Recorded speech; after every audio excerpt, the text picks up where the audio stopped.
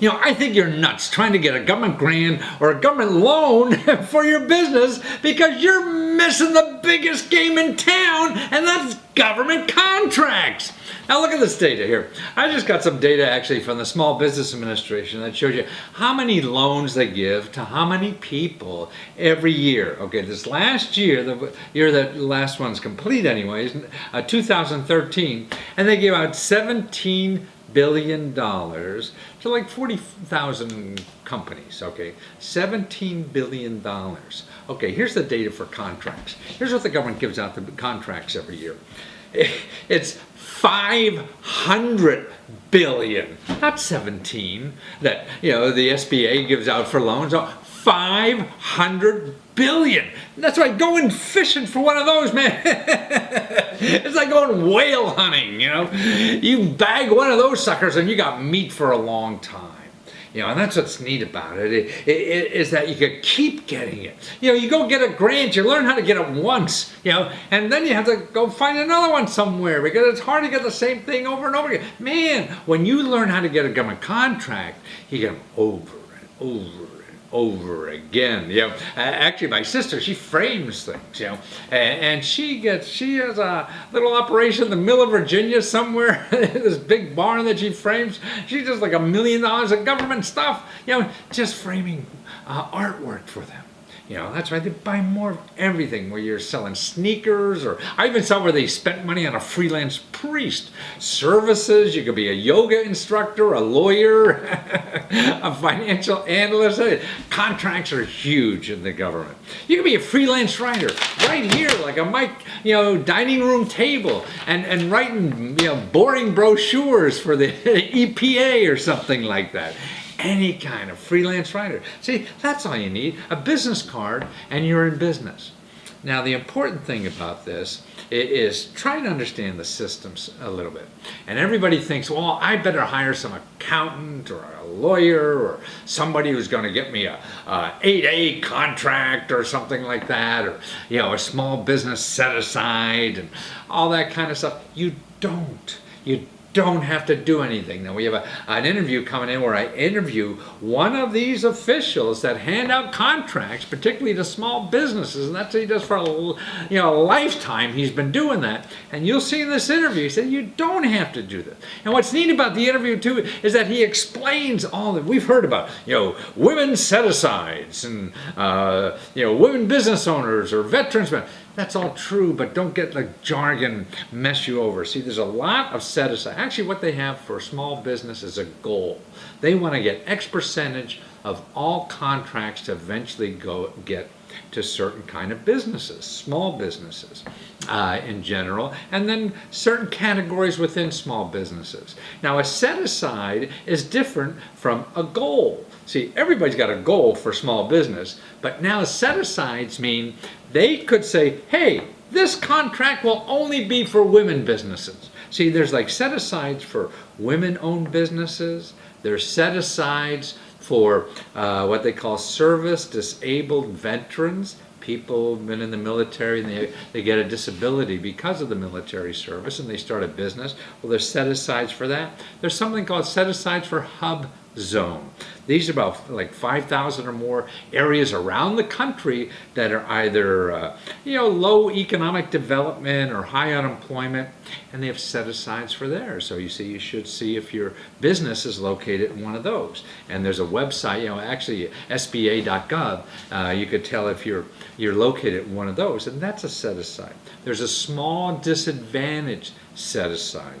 This is for certain nationalities, whether like African American or Asian Pacific heritage business owner, Hispanic, Native American. And there's another one, veterans, just a general veteran set-asides. Now, a set-aside means that only those kinds of people can apply for that contract. So you don't have to compete with Boeing aircraft, or something like that, if you're one of these categories. And see, the person who gives out the contracts could do that, and they want to because they have a quota to make for how many people can get the contracts, certain kinds of small businesses. Then they also have, they'll show you how to get subcontracts. So if a big guy gets a contract, then you could get a subcontract, you know. And that's why it's starting to learn that, because sure, it's going to take some work to learn it. But there's people that will do all that work for you for free. And we'll do other videos on that. And that's what's so neat about it. But the first thing you have to realize is from, watch this person who's going to tell you there's no magic to this. You just got to, let them help you figure it out, And they'll do that for you, and that's what's so neat about it. And the value, listen, why get an SBA loan? As I said, there was that $17 billion, $500 billion or more. That's right, every big company in this country is here in Washington trying to get a piece of that stuff. And it's also at a local level and county level and things like that. So no matter what it is, you can apply for that. And he'll show you how it doesn't matter. You can do it. And then also I said we'll do other videos later about organizations that get grants to give you help in applying for a contract. They also have grants to give you a grant to figure out how to get a contract. Wasn't that bizarre? Who would have said? That's right. To me, mine isn't the reason why. This stuff is real. It's there. Why it's there, that's a stupid question in my mind. You just want to know if it's there or not, and how do you use it. If you're worried about, you're trying to answer why it's there, man, I can't answer that. And you got to turn to another channel. And if you go to talk radio or something like that, I'm sure they'll have enough help for you in doing that. But there's no magic to this. You don't have to hire high-priced consultants to do it. And this guy will prove it. So watch this.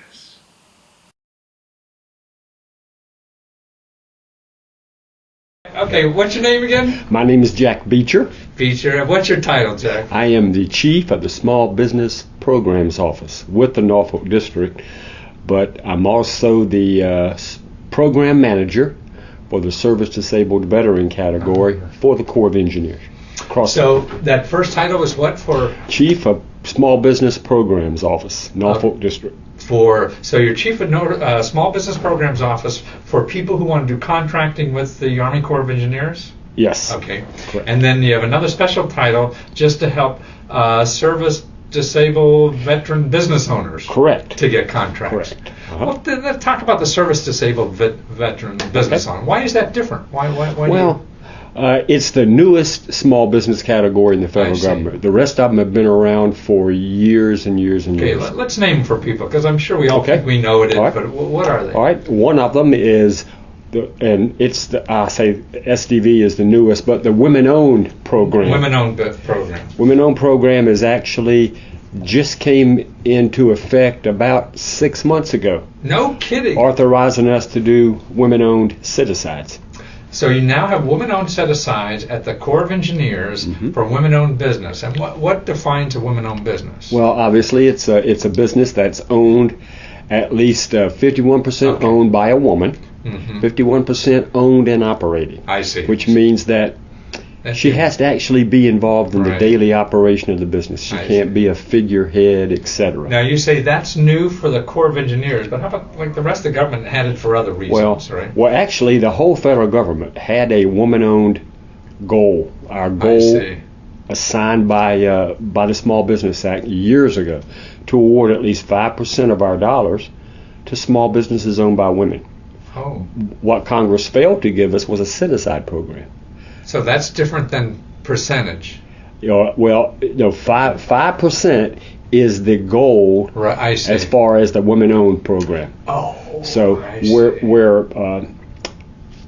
mandated to award at least 5% of our total budget to small businesses owned by women. For service-disabled, veteran-owned small businesses, it's 3%. I see. But now the set-aside, how is that different from 5%?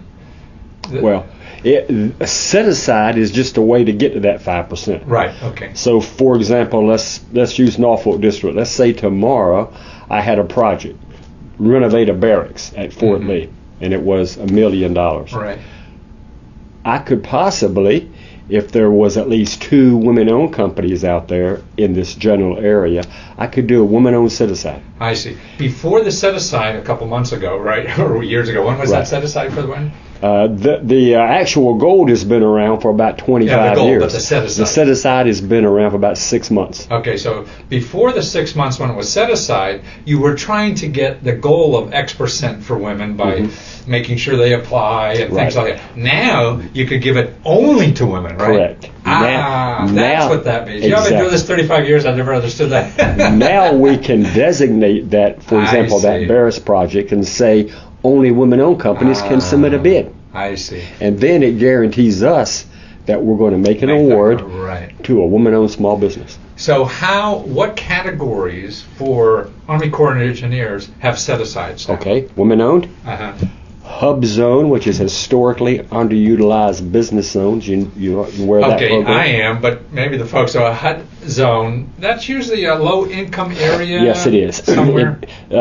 There are 2 criteria for a HUBZone small business company. One, the area that your office is located in has to be in an area of the country, and there are about 5,000 HUBZone companies, HUBZone areas yeah. across the country.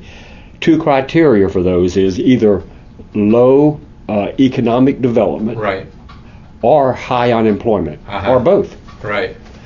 For example, downtown Norfolk has about 3 or 4 different areas of downtown Norfolk that have That been are HUD zones, I designated see. as hub zones by the federal government. So HUD. if your company is in a hub zone, first thing you got to do is find out if your company's in a hub zone. Correct. And then you could go looking for hub zone, not set aside. Yes, yeah, it set can be aside. hub zone set aside. asides. Yes. So we got women like that. So Women. you would know if you're a woman company by Right. 51%. Uh-huh. A hub zone, you Hub- better ask your local library or congressman to find out if you're in a hub Yeah, zone. you could actually go on SBA.gov SBA.gov. and find out where the hub zones Okay, are to see if you're in the there. United States. And again, there are, I think, 5,000 to 7,000 designated Oh, hub I zone see. areas Okay, right. all across this country. Okay. So that's women, hub zone, and who else? All right, now you have women, hub zone, you have service disabled, veteran owned small businesses. That's the thing that you have a separate hat That's for. the thing that Right. that I'm the program manager on. So that's people who are veterans with a service-connected disability that started a Right, business. So correct. they would know who they are. Correct. Yeah. Then you have a group of businesses called small disadvantaged businesses. Small disadvantages. Correct. Uh-huh. Small disadvantage, and those are companies that have gone through the Small Business Administration, Right. submitted, I guess for lack of a better word, an application, Right. and then gone through an analysis by the SBA to determine their small disadvantaged. And usually what that means, Matthew, is the size of their company, as far as the monies that they're taking in is below a certain dollar threshold, and the owner of the company, certain nationalities may qualify as being disadvantaged. Some of those, for example, are Americans, Asian Pacific Americans, African American, or Native American, African Americans, Hispanic Americans. Some of those nationalities are automatically determined to be disadvantaged. But the SBA takes it a step further. They're going to look at income as well. So they look at income if you're one of those nationalities. Correct. How about if you're not? Then you shouldn't bother If at you're all? not, you probably won't even qualify. I see. Okay. So that's an income, the business income. I remember at one time it was like $750,000 or something like that. Well, it depends, Matthew. It depends on what line of kind business you're I in. see. For example, if you're in construction, if you're a construction Right. contractor, your average annual gross revenue, as far as Right. business money's coming into Top your line. business, Right. yes, averaged out over the last 3 fiscal years, has to be below, I think it's $30 million. Oh, I see. Okay. Which is a pretty good sum. Absolutely. Give me that. Exactly. But for a construction company, the SBA makes that determination. I see. They say that companies under 30 million are considered to be small businesses. I see. Right. Now, if you were, one of those categories and say, well, how do I get, to get that holy water, that sprinkle, it's going to a local like small business development center or something like that, or do I have to hire some hot-shot consultant? You do not have to hire anyone. There are organizations like, for example, the PTAC, Procurement Technical Assistance Centers. They'll help a small business get properly certified. Right. Or there are small businesses office all across this country. You mean small business procurement offices, or what? The SBA, SBA, the Small Business Administration. They have offices. Okay. You can walk into the Small Business Administration office, tell them that you own a company, and you want to know whether or not you're qualified in any of the small business categories. So not those four, but other small business categories? Well, you could be just a small business, for example, and not be HUBZone, not be woman-owned, not be service disabled, but just small. And there are programs we can do. For example, we being the Norfolk District, we could do just a regular small business set-aside. Okay, now, so in other words, besides these four areas, there's another general small business. Small business. Doesn't matter what color or disability you have. Or doesn't matter about race, creed, or color. Anything. And, obviously. That's just the maximum income. Doesn't matter about military service. You could have been a non-veteran, and there are still small business programs that we can do set-asides on. And I guess that's the biggest pot, isn't it? It is. Yeah. All the others, the HUBZone, women-owned, service disabled, they're all small. You have to be. You have to be a small business in order to meet these criteria.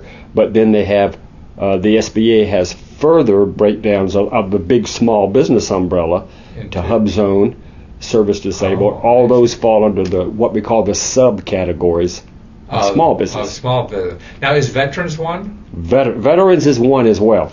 Now, the big difference with just being a veteran small business is the federal government, except for the VA, doesn't have a veterans set-aside program. Oh, so VA is the only one that has a veteran set-aside? The veterans. So just these four are set-asides generally. Yeah, those four plus the big small business umbrella, every federal agency has those goals. But there's no veteran set-aside. But there's no veteran set-aside except for the VA. Wow. Is that a political thing? Or? I think it's, I think Congress, when Congress first wrote the law back in 1999 to help businesses owned by veterans and service-disabled veterans, they said, let's do a set-aside program, first of all, for the service-disabled veteran-owned companies, men and women who were injured while in uniform. Then later on, and again, I'm just thinking this, Matthew, I'm not sure if it was the case, but I'm thinking Congress thinks maybe later on we'll do the veterans set-aside program, but let's have a test of it first. Let's see how the VA does. Gotcha. And so they gave VA some unique authorities. So if you're a veteran-owned business, the only set-aside, the only unique difference is from being just a general small business is within the Veterans Administration contracts. Correct. Right. Yeah, you can actually, and I've seen some just recently out of the VA that were for veteran-owned small businesses. I see. Okay. Otherwise, all the other ones you would just fall under the small business. Correct. What do you think are the myths that people have in their head, or business people have in their heads out there about getting involved in this kind of stuff? I think one of the big myths is that the federal government is hard to work for. I see. As a supplier, right? As a supplier or a vendor, and therefore I'm not even going to go after it because it's just too difficult. And I think that is a myth. Matter of fact, what I found with some of the service-disabled veteran-owned companies that have come to see me is once they get their foot in the door and they understand the process, then it can be a good business approach. Exactly. And I tell people the one reason I think that is the federal government usually has money to spend. They gotta do it. And we're going to pay you. There are only people left with it. For a while anyway. For the most part, if you do a good quality job and you submit an invoice, we're going to pay you within 2 weeks. I think it's either 2 weeks to 30 days. Wow. And so the money's good, but you have to do quality work. Right. That's one of the things that I have that I tell small businesses. If you don't do quality work, you're probably not going to get a second opportunity. And not only that, I mean, it's just learning the system. If it was their business, wouldn't you want to have controls and everything? Absolutely. Yeah. There are a lot of companies that, for whatever reason, have shied away from the federal marketplace. But over the last 5 years, most of them have been approaching us. Really coming back. Mainly because, Matthew, is the commercial marketplace started to tail off. Right, I see. And there wasn't a lot of building going on. And I see. Because and the federal government, we went up. Yeah. We got a lot did of problems you got to fix here. we did more construction over the last 5 years than at any time in our history. Kidding. With our brack work mainly. I see, brack. Yeah, and so what I saw was a lot of companies that were doing private and commercial type work, construction work, because it was falling off. They started to approach us and say, how can I get involved with the federal government? So wow. And so you're just a guy, and you tell them how, right? I tell them how. I give them the first steps. Again, if they're a small business, I always tell them you need to go see the Small Business Administration, because they're an agency that's set up to help you get established. I tell companies, hey, if you're not in the databases as a small business, you don't want to approach the Corps first, because we want to see you after you're established, after you got all your criteria. So either PTAC, whatever you got. PTAC can help them. PTAC or the local Small Business The local Administration SBA office could help them with that paperwork to get them in the system. Absolutely. And learn it. Then once they're in the system, that's when they start to market the Corps of Engineers, the Navy, the Air Force, because we're the ones that has the money to spend. Right, exactly. Money got to go to somebody. And let me give you a great example of the dollar volume and how it's increased. Service disabled veteran owned, as an example. I started tracking it, Matthew, back in 2004. And the Corps of Engineers back in 2004, as a command, I mean, all of our 37 districts, we did about $58 million. In 2004, you did $58 million. $58 million to companies owned by service disabled veterans. In other words, we did $58 million worth of SDV, SB set-asides. Fast forward. It's disability. Fast forward to 2010, last fiscal year, we did $900 million. $900 million from $50 million. Gosh. So from about $58 million to $900 million in a span of about 7 years. God, so that's 1,000% increase. I'm not smart enough to figure it out, but it's a big digit increase. Over, so it's not double, it's not triple, it's 10 times, which is and a lot of those companies, matter of fact, most of them had never worked for the federal government before. Wow. This new program started, taking shape, and they started to get involved. I think one reason it was as low as it was in 2004, it was new. It started in 1999 with the passage of a public law, but it took a while to get the word out. It took a while for our contracting officers to be comfortable with the companies that were starting to get into the system. And gradually especially over the last 3 years, it's really picked up speed. Oh, that's terrific. And so we know where to get started.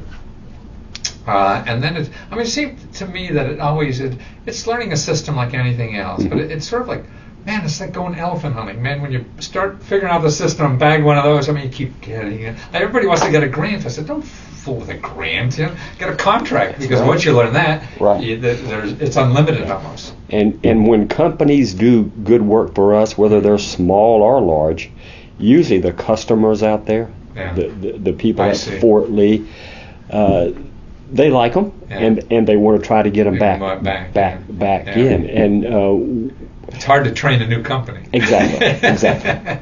Now, we try not to keep going back to the same company. As a matter of fact, we can. It's all competitive. I see. Now, we can do another, if you will, service disabled vet set-aside when the SDVs do well, and we've done that. And then there's a selection process that goes on. But many times, you'll see sometimes the same company get selected because they did good quality work. Well, wonderful. I'm glad you're here to All right. educate everybody. This is great stuff. I mean, this is where the opportunity. I mean, every major Fortune 500 company takes advantage of this kind of stuff. So a small guy should too. Absolutely. Absolutely. Thank you so much.